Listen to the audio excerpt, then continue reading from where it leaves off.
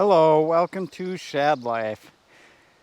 I am going to talk about drops again. Right?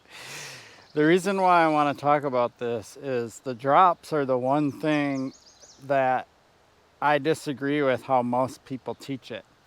Most instructors teach you how to be the passenger on the bike, and they don't teach you how to be the pilot.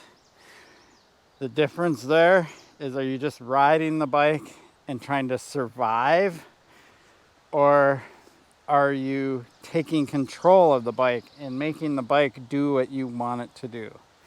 So if you're a passenger, you're not in control.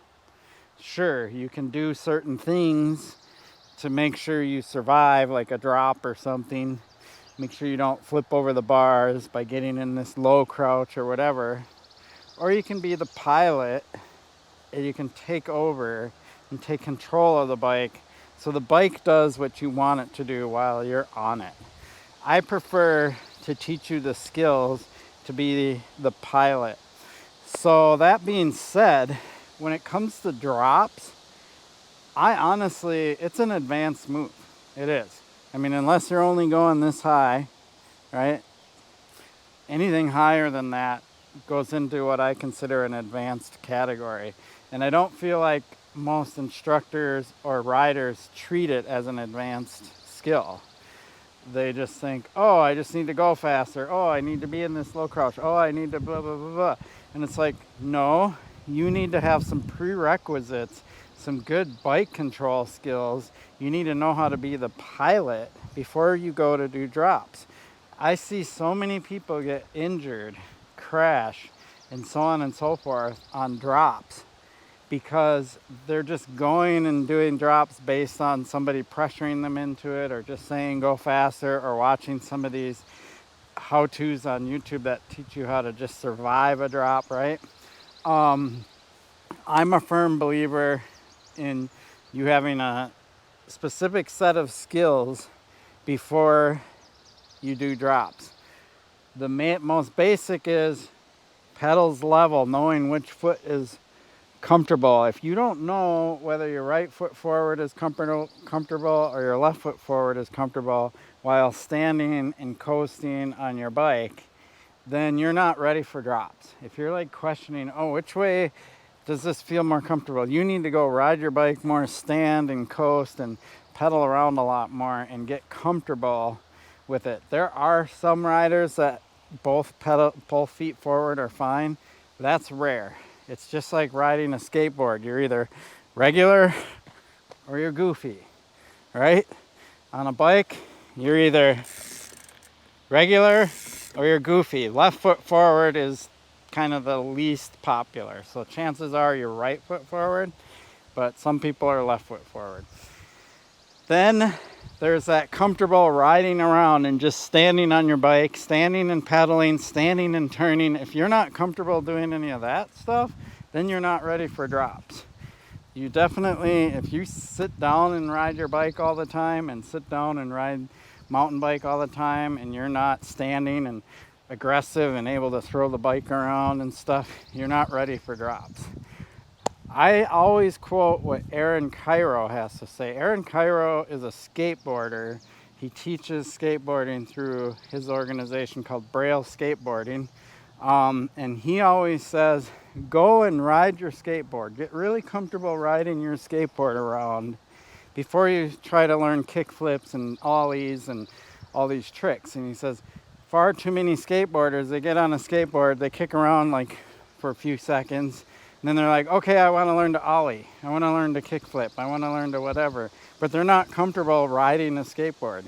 So why would we do that with a bicycle? Why would we go try things that are more advanced skills when we're not super comfortable on the bike and having control over it, right? So that's kind of my rant. Like, far too many people are getting hurt out there, and the two main things that they're getting hurt doing: drops and jumps. Drops and jumps are a more advanced skill. If you can't pull up the front wheel, you can't bunny hop, you can't lean the bike standing in corner and carve around, you're not comfortable standing and pedaling and things like that, comfortable popping up the front wheel, if you're not comfortable doing all of that basic stuff, which you can do in a parking lot or in a lot like this, then you're not ready to do drops and jumps and things like that. Sure, could you survive them? But why are we teaching survival when we should be teaching skills? All right, that rant is over. We're gonna go into drops, and I'm gonna teach you how to be the pilot when you do a drop. It's like got really windy all of a sudden. Hopefully my microphone system reduces that. All right, so when we're going to do a drop, there's a skill that you should learn, and it's really simple. It's two things at the same time, and you can think of them as one or the other, or you can just combine them and they work. But it's basically pushing the bike forward and shifting your weight back. Really, this is the motion. Notice I have my right foot forward, my left foot back, because that's the way I ride my bike when I'm coasting. So you want to be standing in the attack position, rolling forward. Two things. Push the bike forward so your arms extend, right?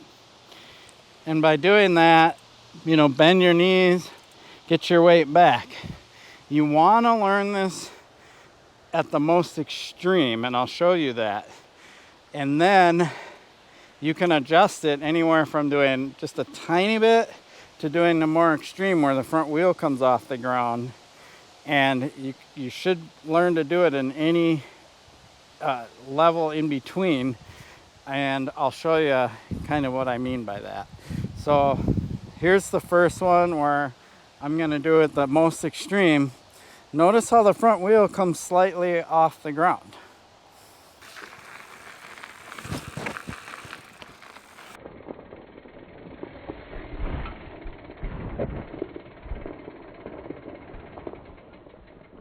And this is the less extreme version where I push the bike forward, but I don't do it as aggressively, and the front wheel doesn't come off the ground. So watch this one.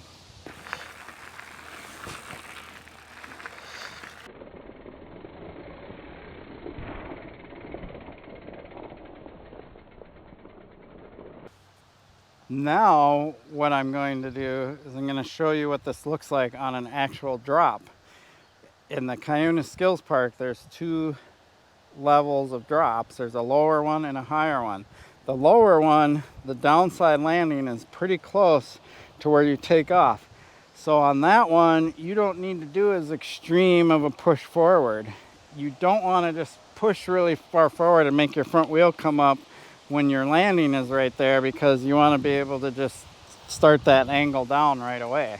And in fact, neither one of these drops I do I make the front wheel come off the drop. I actually do that same motion, but I do it as I'm coming off the drop. So here's the first one. Watch how subtle that motion is. You'll notice I don't do this huge thrust. I do just a nice little subtle one, and the bike comes off and then angles for the landing. Smaller one first. You want to go right there.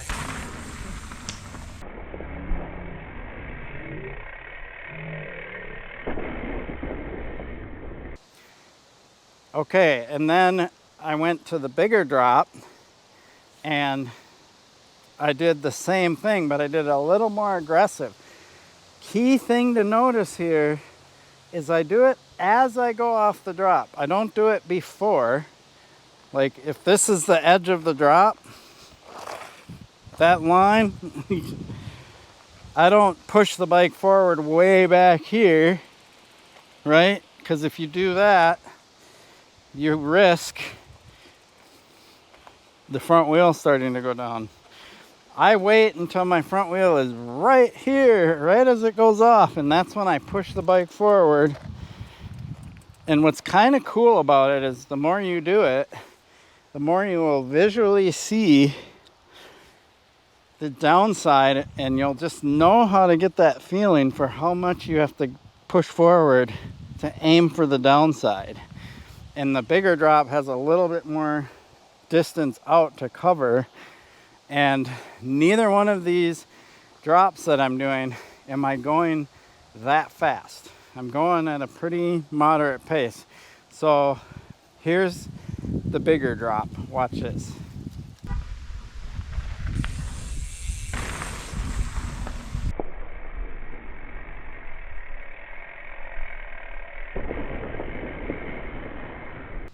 Okay, so I did that one in slow motion, and then I did it at regular speed, right?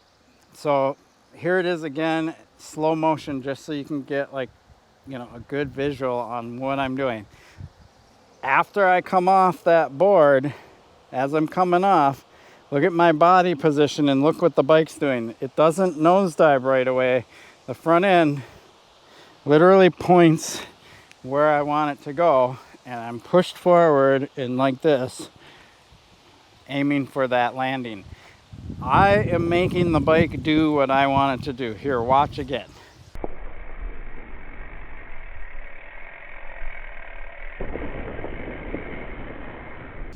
So there you have it. This is what I'm talking about. You want to have this kind of control over your bike. You don't want to let the bike control you. You don't want to be the passenger. And if the bike decides to nosedive down as you go off a drop, you're just going to get launched. Well, that's because you're letting the bike take over. You want to take control of the bike. You want to keep that front end from nosediving down. Yes, does it angle down some? Well, in this case, you want it to because you have a downside landing. If I was going off and going to land on a flat drop, I would pull much harder and do the more aggressive form and come off. And in fact, I did just that on the smaller drop just to show you. And you definitely don't want to do this on a downside landing, but on the smaller drop it was safe for me to do it.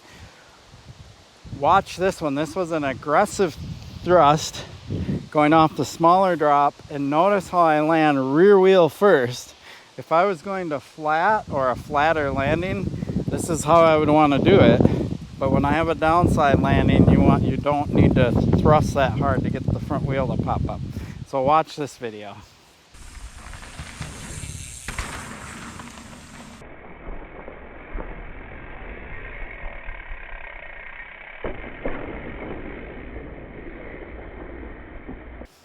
Yeah, there you have it. It's kind of what not to do when you have a downside landing, but I did want to do it to show you what the bigger thrust, what happens is it makes the bike level as it comes off and stays level, and then the back wheel can come down first. Like I said, if I was going off a loading dock or something where I have a flat landing, that's how I would do it. Cool.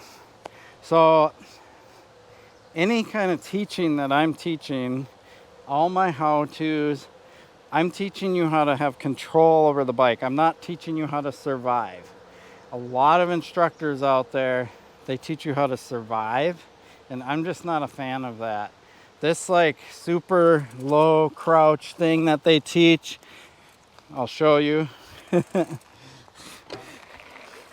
This thing, that's a survival tactic. It's teaching you how to survive. There are some reasons why you would want to do that. Like if you're going down a really rocky, nasty, steep descent, it's a good thing to do.